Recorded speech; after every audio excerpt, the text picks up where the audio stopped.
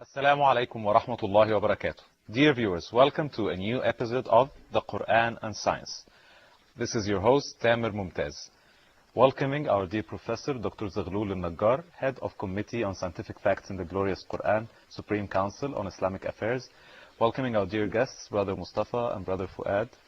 And today's episode is By the Sky That Returns. But before we continue with our topic, we'll listen to a recitation of the verse from Surah Al-Tariq, verse number 11.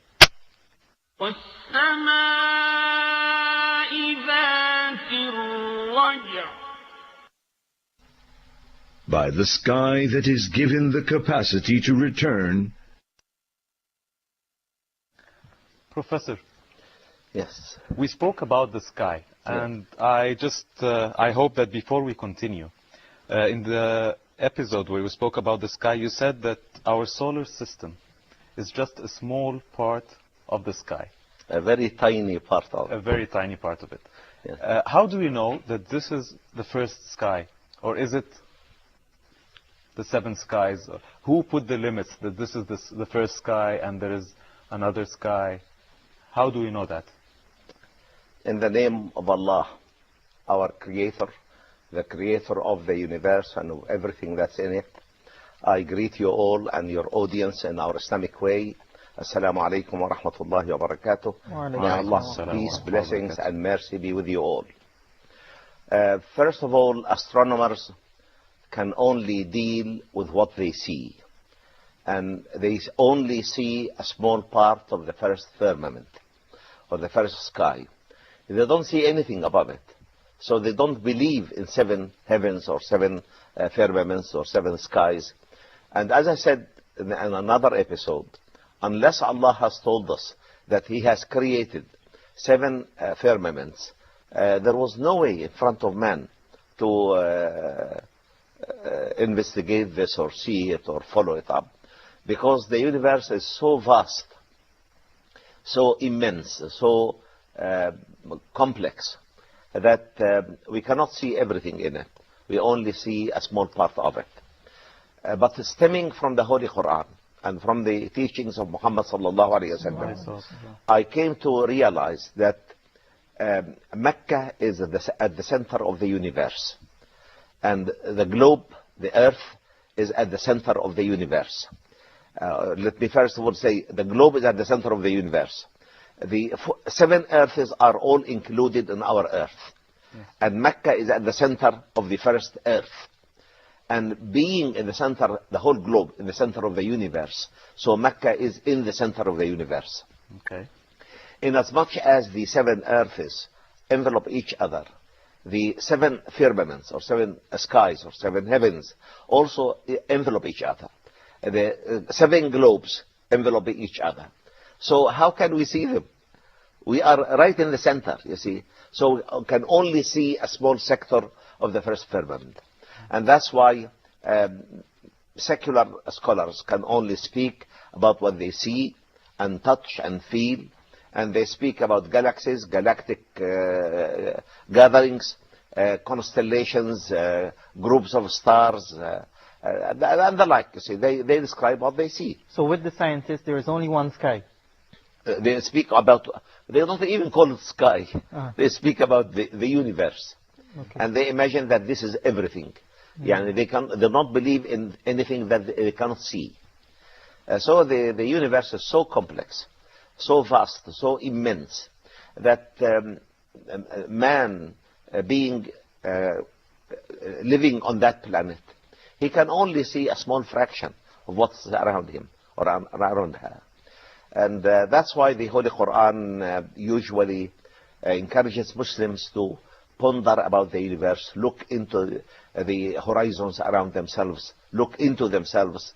And there are a great number of verses in the Holy Quran that encourage man to meditate and think and ponder about the universe. Because looking into the universe, you can see some reflections on the qualities of the Creator. The greatness of the universe reflects on the greatness of the Creator. The orderly running of the universe reflects something about the power of the Creator, His wisdom, His knowledge. And that's why we cannot see our Creator. but we can see his creation, and we can conclude some of his supreme qualities from what he has created. So that makes me think of a question. Yes. In the Quran it is mentioned that stars decorate the lowest heaven. The Yes. lowest heaven is decorated with stars. That's exactly So what this is just, does is this an have any excellent point. relation with what Yeah. we're speaking with? Indeed. Okay. This is a very, very good point. And I was coming to it. Because the Quran emphasizes that stars are the ornament of the first firmament alone. Yeah. Other firmaments wouldn't know how can we detect them. And that's why astronomers work on stars. And so long they work on stars, they are in the first firmament. But So this is only like, from the this Quran. is our proof that this sky is the first sky, because Yes. it is the Yes. only sky that is decorated. With the stars and the satellites of stars. Yeah. SubhanAllah. So by the sky that returns. You see, this verse comes in Surah Al-Tariq. And Al-Tariq means the knocking star. The knocking star. Knocking star. And the surah starts by وَالسَّمَاءِ وَالطَّارِقِ, by the firmament and the knocking star. And early commentators on the Quran wondered what would be the knocking star. They said At-Tariq is the knocker. And in the early days, all the big cities used to have walls around the city with big gates, and these gates would be closed at night, immediately after sunset. And anybody coming after sunset, he had to knock at the door. So in Arabic, At-Tariq means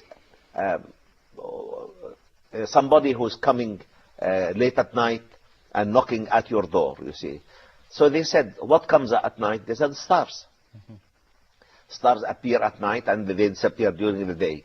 So they said, وَالسَّمَاءِ وَالطَّارِقِ.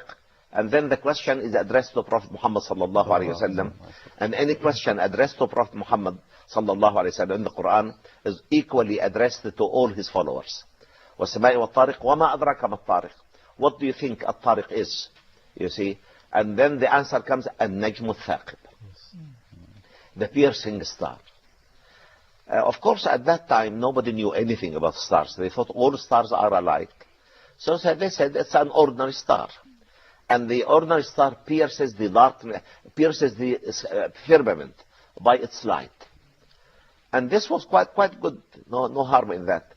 But only towards the end of the 20th century, in the late 1970s,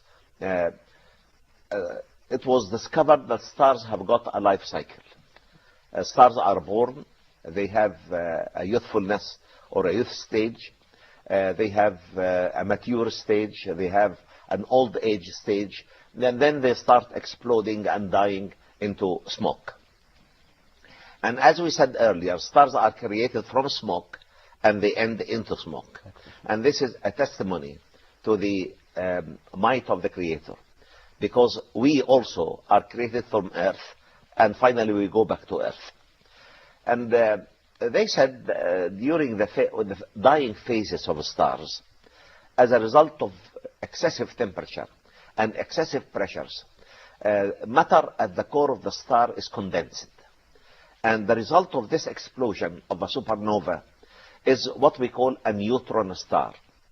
And the neutron star is so compact, so condensed, that the electrons in the orbits of the nuclei of atoms, which carry a negative charge, meet the proton at the core, which carries a positive charge. So they become neutralized. And that's why they call them neutron stars. Neutron stars are small-sized stars. The diameter does not exceed 20 kilometers, 18 to 20 kilometers. But they have a fantastic density, a density of around 1 billion tons for a cubic centimeter. And because of this, they revolve around